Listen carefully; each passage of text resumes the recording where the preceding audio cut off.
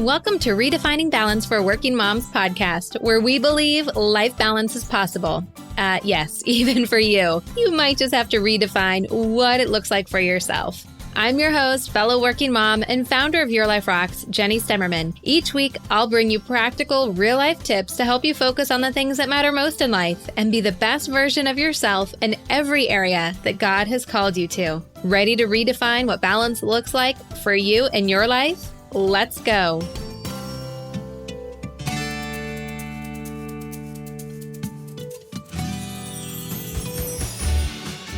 Welcome to our Summer Refresh Challenge. Okay, I know I've been asking you to share this series with your friends. So if you're new to the show and a friend shared it with you, welcome. I'm so happy that you are here. And thank you to everyone who has been sharing the show with all of your friends.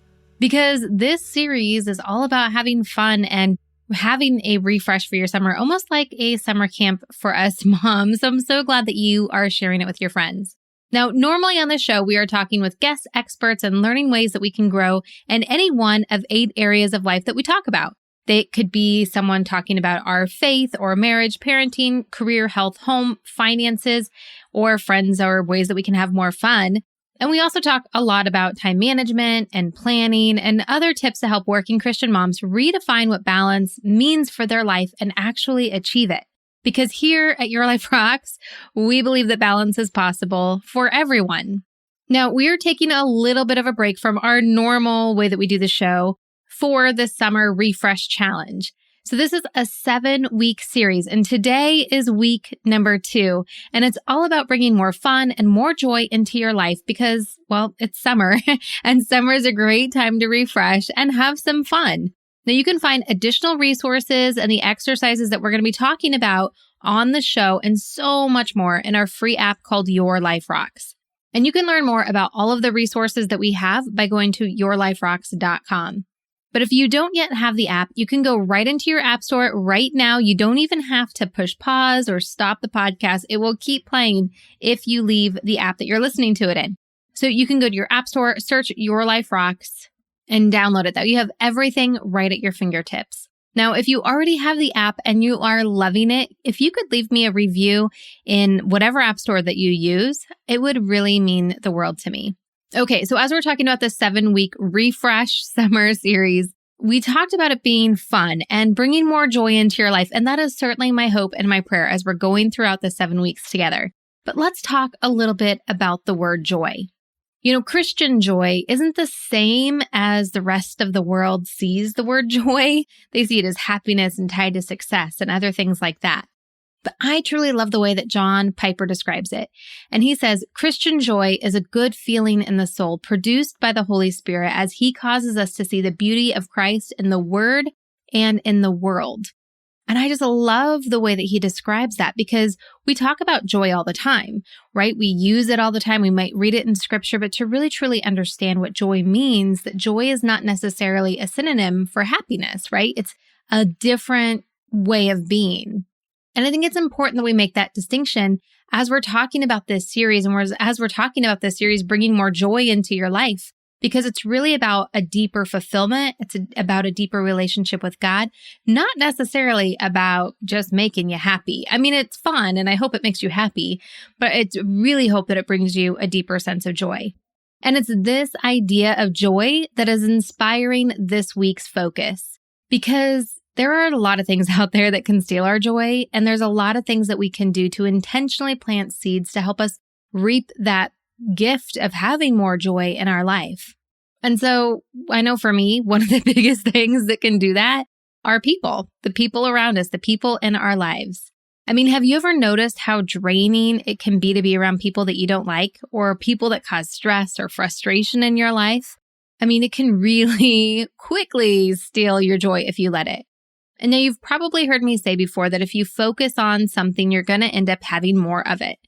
And sometimes when people are getting on our nerves or they're causing stress in our life or really any kind of negative feeling for us, we can't help but dwell on it. And when we dwell on it, we get more of that. And that's how it easily steals our joy. So today we're going to talk about how to turn all of that around by building people up around us.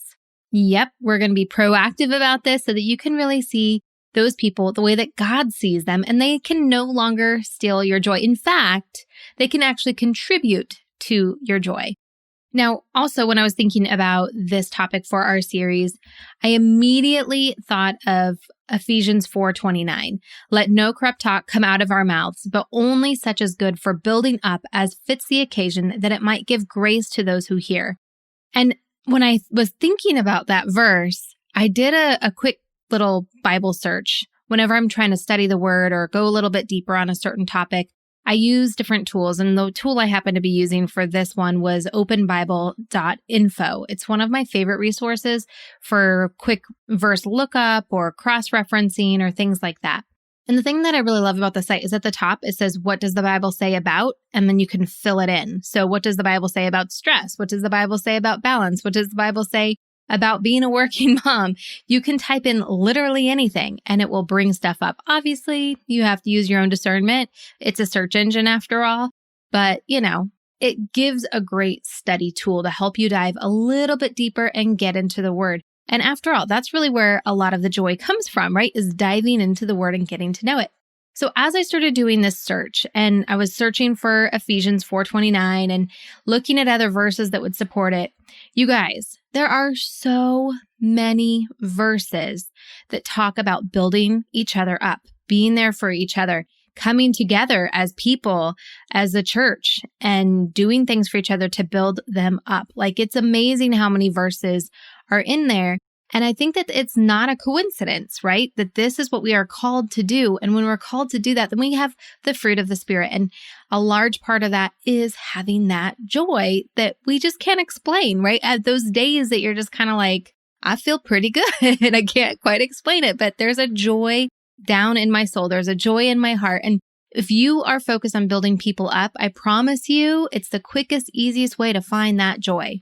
So I want to challenge you. And in fact, I'm going to link to this exact page that I'm on this site for building each other up in our additional resources that you'll find in the app. So then that way, I want to just challenge you to go and read them and to dig a little bit deeper and to maybe choose one of these verses. If you're in the Life Balance membership, choose one of these verses for your verse for the week and really focus in on that and how you can use this idea of building people up across your entire week and everyone that crosses your path. But that's not what the real challenge is for this week. So as we're doing this 7-week challenge, every single week, we're going to be talking about a topic, and then I'm going to give you an exercise. Now, we're keeping these episodes a bit shorter than we normally do. We typically try to keep it under 30 minutes, but we're going even shorter because it's summertime and I want to get you in and out and on your way and really making an impact, right? Because if you're just listening to stuff and you're not actually applying it, well, you might as well be listening to music on your way to work or wherever you're going when you're listening to this podcast. But I want you to really be able to turn it off when it's done, sit and think in silence and meditate on it and pray on it and plan your action and how you're going to be taking action on the things that we're talking about during the series. So with that said, let's get into the actual exercise that I want you to do this week. Here's your assignment. I want you to focus on 3 people that are the closest to you. Now, these might be people that are causing you stress or people that you depend on or people that really are challenging you right now in your life. Now, these aren't necessarily people that you don't like. I mean, it could be a challenging teenager that you have or a spouse that maybe is just causing you stress in the season of life that you're in. It doesn't have to be anything like, oh my gosh, I can't stand these people. These are the people that are around you the most because those are the people that are going to influence you the most and you're going to influence them the most. It could be a boss, could be a coworker, it could be a neighbor, another family member, but pick 3 people. 3 people that you've caught yourself maybe saying or thinking a not so positive thing about in the last week or 2 and really dial in on those people. Now, once you have thought of who those 3 people are, I want you to kind of think about them right now.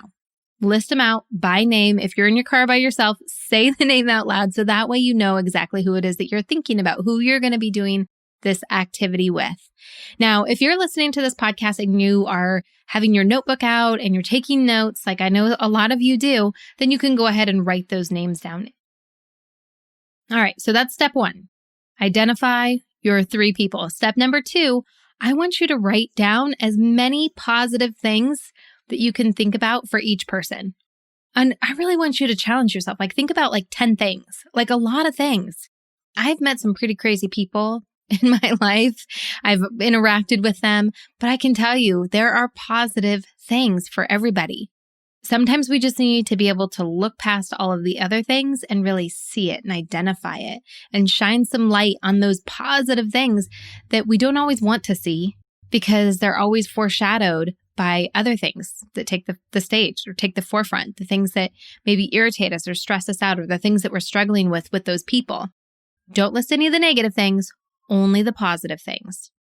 Now, if you need some help with some thought starters, you can think about the things that they do for you. That's probably the easiest thing to go with. It can be a little bit selfish, but think about the things that they do for you, the things that they serve you with their talents and their gifts, which then brings us to another thought. What are their talents and gifts? What are the things that they do really, really well? The things that you can count on them for or other people can count on them for. Now, the things that they're really good at might be some of the things that irritate you, but that's okay because it's still a positive. And if it is something that maybe they're really good at, but it does irritate you in one way, shape, or another, reframe it for yourself. And what I mean by reframing it is to cast it in a different light. So, for example, this last week, I was really struggling with my teenage son because he was just being a teenager and we were on vacation together and, it should have been like a great time of making a lot of memories. And it truly was. It was a great time. I love spending time with my kids, but there were a couple times he was really getting on my nerves. And one of the things that he does that gets on my nerves is that we call it parenting our younger son. We jokingly call it parenting, but really he's just being bossy. And he's overstepping his bounds. He's a kid. He's not the parent for his younger brother. I am still the parent. Yet he butts in and tries to be controlling or demanding of his younger brother.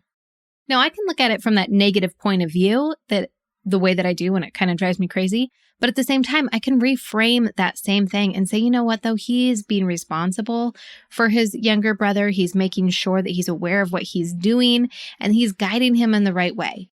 I mean, he could be completely checked out from the way his younger brother is behaving, roll his eyes and walk away. But instead, he's trying to help. Instead, he's trying to, shape his younger brother and be an influence in his life, which I do appreciate. As much as it might get on my nerves, it is a positive thing. But I have to reframe it to see it as a positive thing and not a negative thing. Now, if you struggle with any reframing, so if you think, well, this could be a positive, but I just can't reframe it for myself, I can't see it as a positive, take it off the list. You can find plenty of other positive things, I am sure, about those people. Now, a last little tip to help you if you are really struggling on what those positive things are, I want you to remove yourself from the entire equation, and I want you to think about them and the way that God sees them. Now, this is the number one quickest way to get empathy for people I have found is to take away your relationship with them. So if the person you're thinking about is your mom, don't think about them as your mom. Think about them as another woman, another daughter of God who's just trying to get through life and do the things that she needs to do, right? You're going to see her in a whole different light than under the expectation of being your mom or under the expectation of someone being your boss or being your spouse or being your child or being your neighbor or friend or whoever it is that you're picking. Remove the connection that they have with you and just see them the way that God sees them. See them for being someone else in the world. Okay, so once you have, number one, identified the people, number two, identified those positive things about them, now, number three is to really let that sink in for yourself. It's one thing to write it down, to think about it, to identify it, but to really truly start to believe it, to really truly start to see those positive aspects in your life. See the way that it is such a blessing, such a gift to have them in your life because of what they can contribute and for who they are, who God created them to be. And you know what? This is not an easy step. This is not a okay, I did that, check it off, it's done. I recommend that you put them as part of your morning routine prayer time, that you really just pray over them every single morning, that you pray that their giftings and that the way that God would use them in that day to bless other people through the way that God has created them to be, really listing out what those positive attributions are that you have thought up for them. And that is such a great way of helping it to sink in. Asking God to guide you, asking Him to kind of plant those seeds for you about them and to help them be able to live in those giftings each and every single day. Because when you're praying that over them, and then when you start to see that happen, it's just that affirmation again of that is exactly the way that God created them to be. So that's your third step. Number 4, and your final step, is to praise them, build them up. Let them know what you appreciate about them. Thank them for being who they are. Thank them for doing what they do. If your love language is words of affirmation, this will come really easy for you.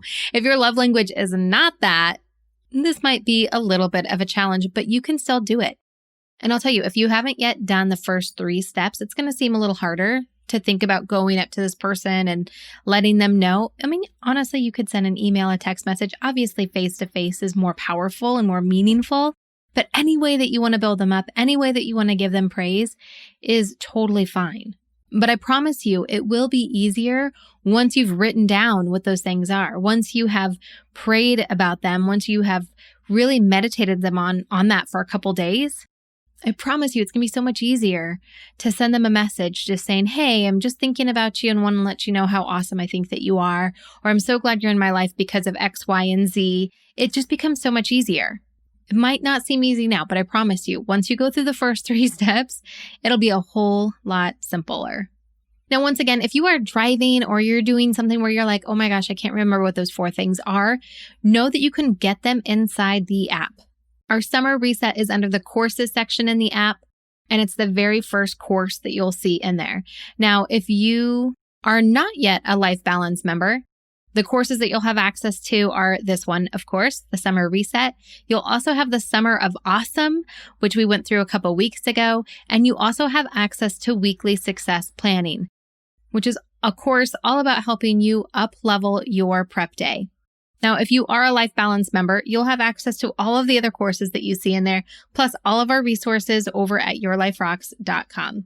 Now, I am so excited to hear who you chose to build up this week to truly bless in this amazing way. So pop on over to our Facebook group and share over there who it is that you are building up.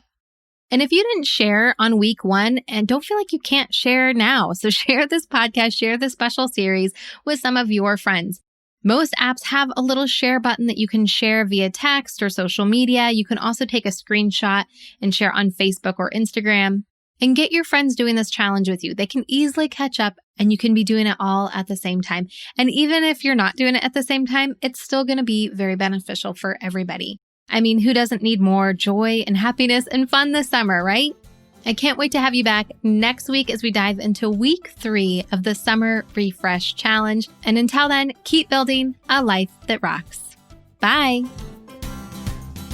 Hey, just because the episode's over doesn't mean we have to stop hanging out. Head on over to Instagram and follow me there. You can find me at your.life.rocks. Or if you're more of a Facebook kind of girl, join our community of working Christian moms just like you. You can search Your Life Rocks over on Facebook and connect with us there. And if you're ready to truly create lasting balance and get results in your life, maybe it's time for you to join Life Balance membership. Download the Your Life Rocks app in iTunes or in Google Play. You can upgrade to the membership right inside the app. And if you're looking for more resources to help you create more balance, head on over to yourliferocks.com.